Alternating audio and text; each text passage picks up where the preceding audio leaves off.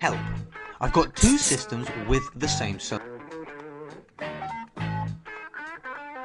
Now, I don't think I've written about this since around 2010, so I thought it was about time to come back and tackle this issue and what to do when it happens. In fact, it might be something that's going to affect you in today's horse. So the problem occurs when you have more than one betting system or strategy that you use each day, and you've gone through the process to find selections for that day, and there are two strategies which give you this. Of course, this isn't a problem on its own.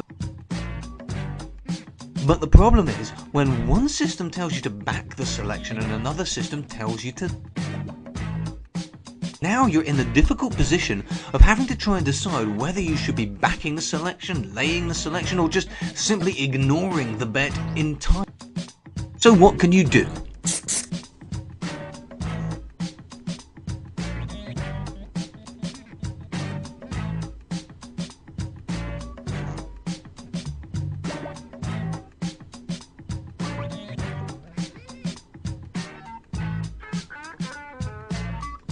So what can you do? Well, the first thing is not to panic. There are a number of ways that you can go about making the decision of how you're going to place this bet, or if you're going to place it at all. The simplest, of course, is just to not take the. After all, there will always be another race. Unfortunately though, not taking the bet isn't always as simple as it sounds. If you've built your approach on past data, and you didn't take into account what would happen if you didn't bet on some of the selections, then before you just ignore a bet, you've got to reanalyze your approach on historic data and remove the selections that you're now no longer gonna bet. And that's because by not betting on them, you're effectively changing the system that you built. And if you're gonna change the system that you built, then you must make sure it's not relying on the selections you're removing to make its profit. My personal preferred approach, over just ignoring selections, is to see which selection method I'm using generates the greatest return on investment. Then, I choose the bet that this approach that's generated the greatest return on investment has suggested that I go. Of course, this is going to require a little bit of work and a little bit of time to investigate some details.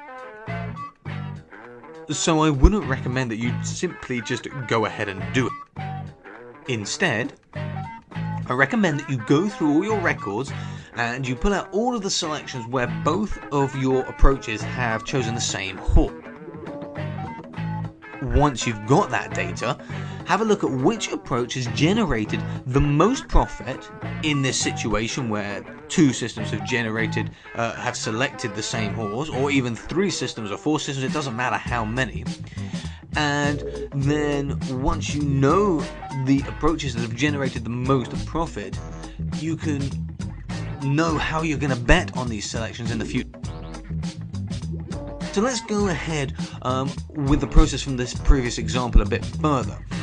So we've gone through and we've found which of our systems is generating the most profit when more than one is choosing the same horse and telling us different things, like one system says you should back the horse, another system says you should lay it.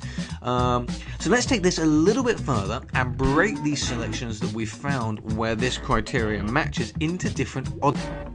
Now, before you make any decisions, you should have at least 30 winners in each of the odds ranges you break them down to, if that's possible. Now what you want to do is you want to check which of your selection methods perform better in which odds ranges. And now you can choose the selection method that makes the most profit dependent on the odds range that your horse is in. Now you can use either just whichever strategy makes the most profit, or breaking it down even further into odds range to determine how you're going to bet when more than one of your approaches selects the same horse. But the first way will be the quickest and the simplest, particularly if you use some kind of software to build out your bet. But don't forget,